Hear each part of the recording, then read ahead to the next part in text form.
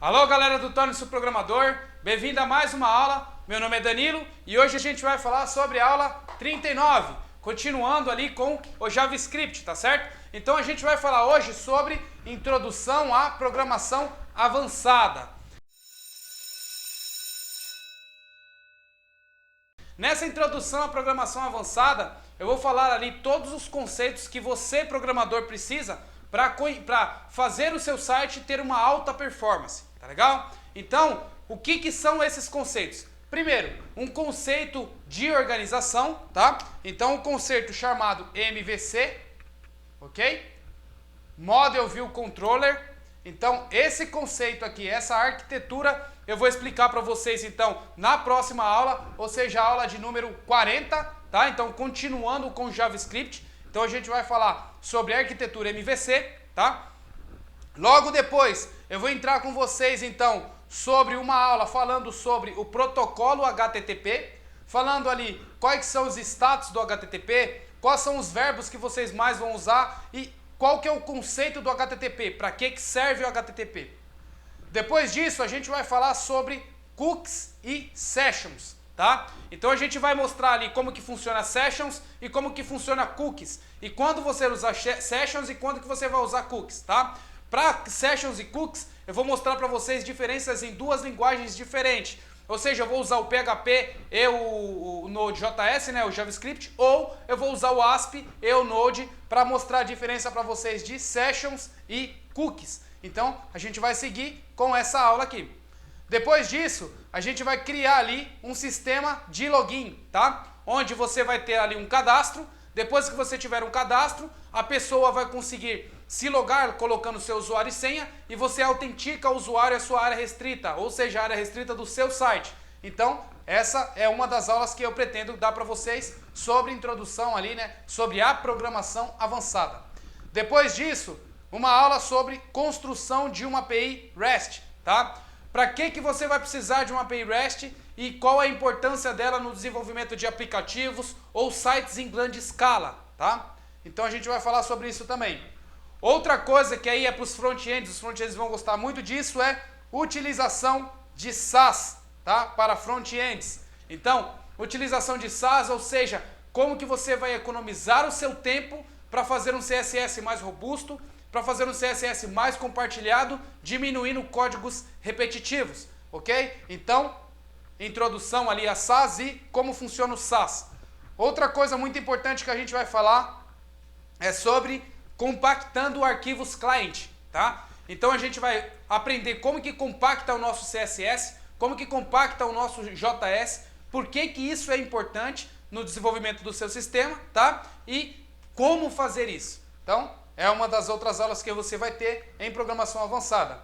A outra parte é uma ferramenta que vai ajudar você na compactação e na interpretação do SaaS, e também do JavaScript, que é o Grunt ou o Gulp. Então a gente vai falar sobre essas duas ferramentas, quais são as especificações de uma e de outra, e qual que, na minha opinião, eu utilizo em meus projetos, e qual que vocês vão achar melhor para o projeto de vocês.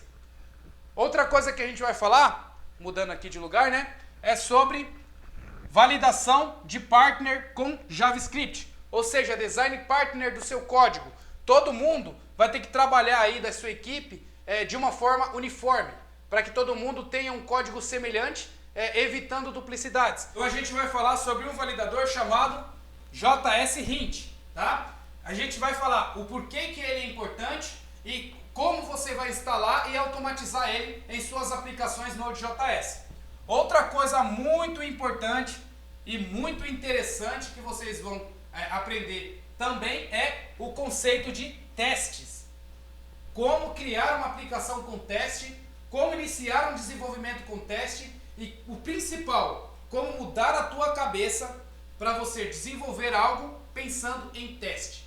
Quando você desenvolve algum sistema pensando em testes automatizados, você não simplesmente desenvolve um sistema pensando em resolver o seu problema atual. Você desenvolve um sistema pensando no futuro dele, ok? Então, o desenvolvimento com testes é algo muito importante para quando você quer fazer um sistema gigante ou um sistema onde vai ter grande escala, tá? Porque sem o teste, você não tem integração contínua e você não consegue fazer deploys de minutos e minutos, ok? Então, conceitos a teste, falando sobre TDD, né, e BDD. Então, essa é outra aula que eu pretendo dar para vocês. Uma outra aula bem interessante também é sobre sistema de cache. Quando o seu sistema cresce muito, é normal você ter muitos acessos. E quando você tem muitos acessos, o que acontece? O seu servidor tem uma carga muito grande. E aí a opção que você tem é duplicar as máquinas, triplicar as máquinas, quadruplicar as máquinas. Ou também uma outra opção que você tem para economizar dinheiro é utilizar um bom sistema de cache. Então, esse é outro assunto que eu pretendo falar para vocês. Os tipos de cache, Redis, ou main cache, ou Varnish, cache HTTP, cache não HTTP e assim vai, tá? Então, falar sobre tipos de cache, aonde usar cada cache e em que lugar você vai usar cada cache. Então, outra aula também. Uma outra aula bem importante antes de a gente poder entrar em integração contínua é falar para vocês sobre Cloud, Virtual Machine. O que é uma Virtual Machine? Como criar uma Virtual Machine na sua máquina. Como transformar a sua própria máquina em uma Virtual Machine e transformar possivelmente ela num servidor Cloud. Ok? Então, você irá aprender ali como que instalar o Vagrant, como que mexe um pouco com Docker, ok? E aí você vai entender os conceitos que funcionam ali em máquinas virtuais, né? Ou seja, máquinas nas nuvens, tá? Então vocês vão entender um pouquinho ali da AWS da Amazon e vão entender um pouquinho da Azure da Microsoft, tá legal? Então, tem outros também, como o Heroku, que ele também utiliza, tem o GitHub, que também utiliza Cloud, mas assim, a ideia é ensinar para vocês esse conceito de Cloud e Virtual Machine.